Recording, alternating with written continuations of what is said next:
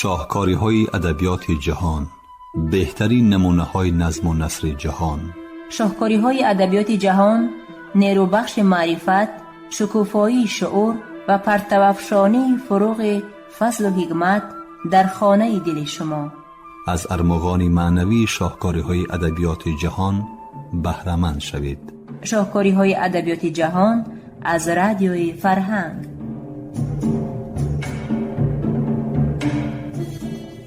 شنوندگان عزیز، گفتارمون را از سلسله خوانشی بدیعی از روی اثری نویسنده داغستانی رسول غمزاتوف داغستانی من در قرائت عبدالجلیل امان بشنوید. گفتار 35. سال 43 من و پدرم به شهری بلاشوف رفتیم. در گوسپیتال آنجا برادری کلانی من وفات کرده بود. ما در ساحل دریاچه قبرش را یافتیم و این نوشته را خواندیم: محمد غمزاتوف. پدرم به بالای قبر یک بیخ توسی روسی شنونیده گفت: مزارستانی سده، مزارستانی اول سده، اندر کفن پیچیده و خوابید. شما همسایگان من درون گور تاریک، ز کشورهای دور بازگشتم من به کوی خود. شما دیگر نمی آیید اینجا گرچه نزدیکه. در اول دوستان کم ماندن از دست مرگی شوم، شده خالی اولی ما ز خویشاوندان و پیوندان. تو دادر زادم جانی عمک، از بهر چی امروز نمی آیی به استقبال من با چهره خندان؟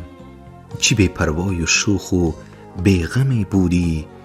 چی شد با تو؟ زیبالای مزارت سالها چون آب در جریان، همه هم در سایت ختم بینمودن مکتب را. تو اندر صنف 5 می کنی تحصیل جاویدان. قضا را گرچه بی معنی و بی جا بود بشنیدم. در این وادی خاموشان که یک جاندار پیدا نیست، صدای سرنه‌ای همدیاری خیش بی اصلان. زتاری جوری او هرچند آنجا هیچ آوا نیست. دفی عبدالصمد هم از مزارستان صدا می داد که گویی زنده بود او و نکو صنعت وری می کرد. خیالم این 2 تن مشاق اندر توی همسایه، ز شب تا صبح بزم آرایی و رامشگری می کرد. دریغا ساکنان این محل محروم فریادند. کسی را گر کنی آوا، نه فریاد نه آوای. مزارستانی آولی سده، وادی خاموشان، برای همدیهانم واپسین مأوای دنیایی. تو روز از روز می گردی فراخ و بی حدود، اکنون شون انبوه تر سنگی مزاری مردگانی تو. یقین دانم زمان من همین جا رخت می بندم. جهان را ترک گویم تا بیایم بر جهانی تو. تمام راه ها هر جا که ما را برده و آرند، زمان سوی تو آرند آخر قالبی ما را. زی آولی صدک هم بینم اینجا دوستان را، لیک اگرچه دانم آنها درگذشتن از جهان کیها. جوان و پیر سربازان، جوان و پیر جانبازان، شما دور از وطن مردید، دور از خویش و پیوندان. تو ای اسحاق بی اصلان، کجای خاک گردیدی؟ مزار تو کجا؟ حاجی محمد ای رفیق جان کجایید؟ ای همه قربانیان، ای دادران من. یقین دانم نمی بینیم ما دیداری همدیگر، ولیکن در مزارستانی آولی سده افسوس نیابم گورتن را تا کنم از اشکی سوزان تر. شما به دست و پا گشتید اندر کارزار دور، شکاف تیر دلهاتان نه یک یاره نه یک مرهم. مزارستانی آولی سده چون گورهایت را پراکندی تو دور از خویشتن در اقصای عالم. کنون در ملک‌های گرم سیر و سرد سیر، آنجا که خورشید است سوزان و دمه بدخشم می شورد. زن و دوشیزگان اصلا اورگر نیستن، اما به مهر دستگل آرند روی خاک هر گوره. اکنون مزارستان صدای ما وسیع شد. اولمان کلان شد. در اولی ما در دیوار اداری دهشورا زمان جنگ یک خریطه کلان آویزان بود. آن وقت در تمام مملکت این خریطه ها بسیار بودند. عادتاً در این خریطه ها با بیرقچه های سرختی جبهه را اشاره می کردند. در خریطه ما هم بیرقچه ها بودند، ولی آنها چیزی دیگر را اشاره می نمودند. این بیرقچه ها را به جایهای خلانیده می ماندند که ایستادگی های ما هلاک کردیدند. در خریطه بیرقچه بسیار بود. دلهای از این سوزان های تیز زخم خورده مادران چقدر باشد. این بیرقچه ها نیز همان قدر بودند. آره، مزارستان صده خرد نبوده است. اولی ما خرد نبوده است. مادران غمگین به نزد زنان فالبین می رفتند. زنان فالبین آنها را تسلی داده می گفتند انا این راه، انا این آتش، انا این غلبه. پسرت به نزد گشته می آید، امن و امانی می شود. زنان فالبین حیله‌گری می کردند، اما در خصوص غلبه آنها خطا نکردند. در دیوار ریخستاگ در بین نوشته های دیگر سخنان زیرین هم به نوعی نیزه نوشته شدند. ما از داغستان. باز پیرمردان و زنان و کودکان در بالای بام خانه ها ایستاده به دورادور می نگریستند، ولی اکنون آنها عقابان خود را کسل استقبال می کردند. در راه های کوهی آدمان قطار قطار نبودند. وقتی رفتند همه یک باره رفتند و وقتی آمدن یک یک می آمدند. بعضی زنان به سر رومال های رنگین و بعضی هاشان رومال های سیاه داشتند. مادران دیگر از عسکرانی برگشته می پرسیدند عمری من کو؟ علی مرا ندیدی؟ محمدی من کی می آید؟ مادری من هم به سر رومال سیاه بسته بود.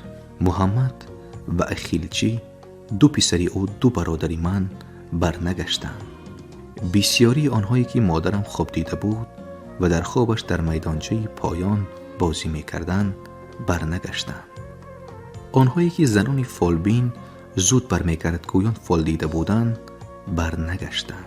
به اولی نه چندان کلانی ما 100 نفر برنگشتند. از تمام داغستان 100,000 نفر برنگشتند. به بیرقچه های روی خریطه می نگرم و نام موضع ها را می خوانم و نام همدیارانم به یادم می آید. در قعر بحر برنز محمد حاجیف ماند. در سیمفرپول تانکران محمد زاهد عبدالمناف. در استالینگراد پلملیاچی خاناپاش نورادیلف که خود چچن و اما فرزند داغستان بود هلاک شد. در ایتالیا دلاور پسر کمالوف کماندری پارتیزان ها بود و در همان جا هلاک گردید. در هر یک اولی کوهستان هیکل های اهرام شکل ایستادند که تنی آنها پر از نام هاست. کوهستانی هنگامی نزدیک شدن به این هیکل ها از اسب فرو آمده پاپاخش را از سر گرفته می گذرد. در کوهستان چشمه های روانند که نام فقیدگان را دارند. پیران در نزد چشمه ها می شینند چون که آنها زبانی چشمه ها را می دانند. در پیشگاه هر یک خانه به دیوار صورتی آنهایی است که جاویدانه جوان و زیبا می مانند. وقتی که من به یگان سفری دور برمیگردم بعضی مادران با امید نهایی سوالم می کنند تصادفاً پسری مرا ندیدی؟ آنها به سوی قطار ترنه ها با امید و آرزوها و درد و علم ها می نگرند. من هم دم پرواز ترنه ها چشم از آنها کنده نمی توانم. ترنه ها خیالم جمله سربازان که از جنگ ز صحن کارزاران برنگشتند، نمدفونند در گور شهیدان مگر در آسمان ها ترنگشتند. همه با بال سیمین بال افشان به ما آوا دهند از آسمان ها، وگرنه از چه رو ما لال و غمگین نگه سازیم بر پرواز آنها. ببینم شامگاهی میگ آلود پرند اندر فضای ملک دیگر، سفر اندر صف تو گویی آدمانند که پا مانند اندر خاک کشور.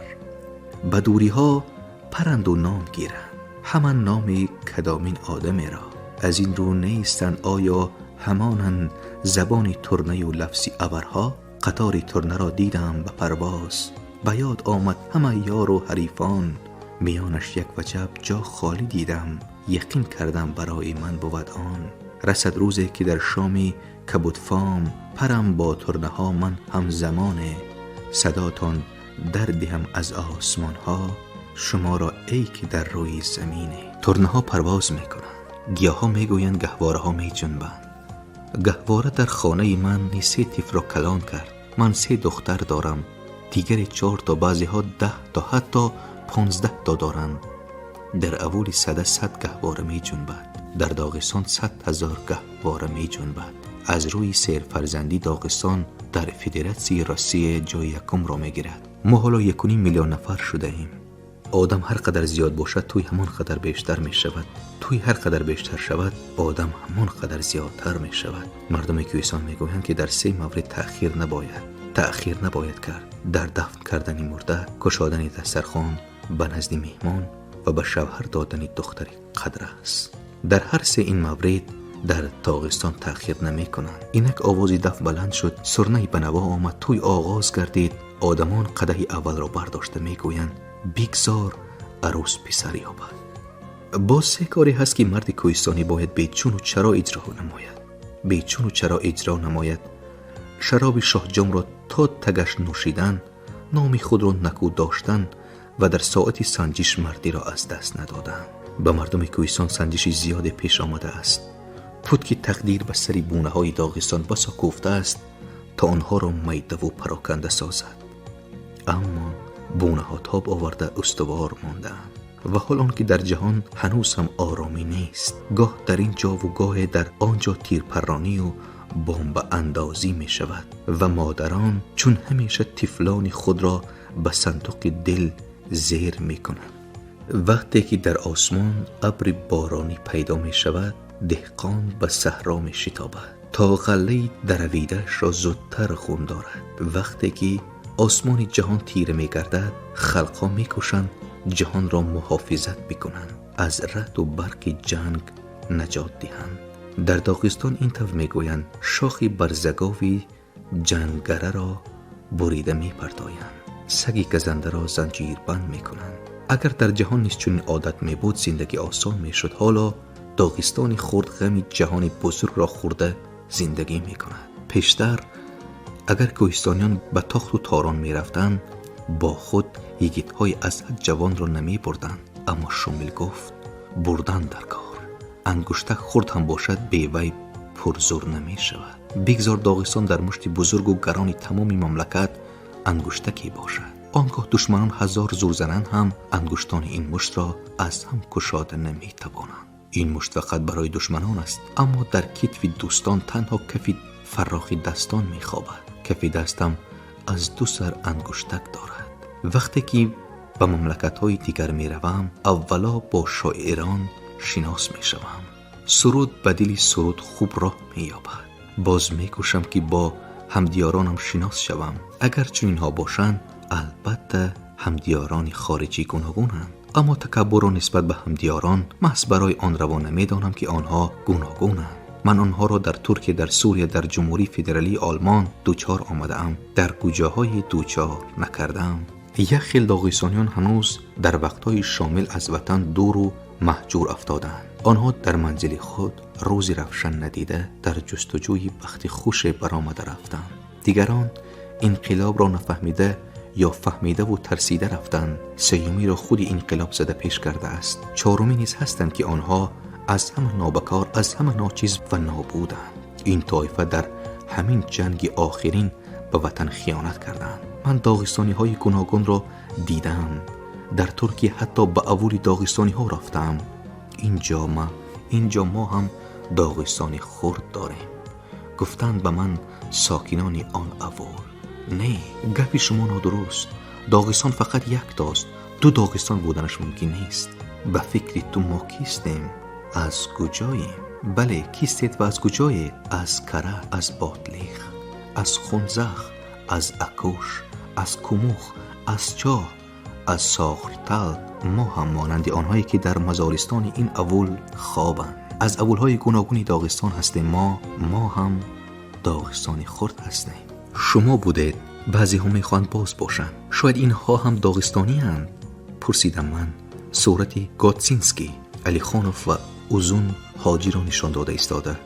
ها، کجایی بودن نباشد. آنها از خلق خودمان با ما هم زبان. داغستان زبان آنها را نفهمید، آنها زبان داغستان را. داغستان را هر کس به طور خود میفهمد. هر کس در دل داغستان دارد، اما داغستان نه همه را فرزند خود می شمارد. کی را فرزند خود می شمارد؟ به آنجایی که گهواری فرزندان ما می جنبد بیایید. آنجا در حق ما چی ها می گویند؟ سنگ‌هایی که در وقت بنیاد کردن بنای داغستان به دیوارهایش موافق نآمدند و زیادتی شده ماندند. برگ‌هایی که باد تیر ماهان گرفته برده است، تارهایی که به شاهدار تنبور جور نیستند، میگویند در حق شما. با همدیارانی در دیاری بیگانه زندگی میکردگیم من همین طور گفتگو میکردم. در بین آنها بای هم هست، کم بغل هم، نیک هم، بد هم، پاک وجدان هم، بی وجدان هم، فریب خوردگان هم، فریب دهندگان هم. آنها در حضور من رقص لزگی کردند، اما دایره بیگانه بود. وقتی که ما داغستانی ها 1.5 میلیون نفریم میگوییم این آدمان را حساب نمی کنیم. هنگامی از سوریه برگشتنم از آورزن گشته و برگشته خواهش میکرد که به درخت زردالویی در قرقبیل بوده سلام رسانم و آن را دست کرده مانم. اور بچه‌ای که پدرشان به زیارت مکه رفته است در ساحل بحر مرمر به من گفتند مکه ما داغستان. هر کسی که به مکه رفته می آید حاجیش میگویند. ما اکنون همان آدم را حاجی میگوییم که به داغستان رفته آمده است. باری در مخچقله به نزد من حاجی آمد که وطنش را 40 سال ندیده است. خیر چی طور؟ پرسیدم از او. داغستان تغییر یافته است؟ اگر در آنجا نقل بکنم باور نمی کنند، لیکن همین را با آنها میگویم که داغستان هست. داغستانی من هست، جمهوری هست، خلق، زبان، نام، عرف و عادت همش هست. این است تقدیر داغستان. توی و سور می شود، گهواره ها می جنبند، قدح ها جرنگاس می کنند، سرودها صدا می دهند.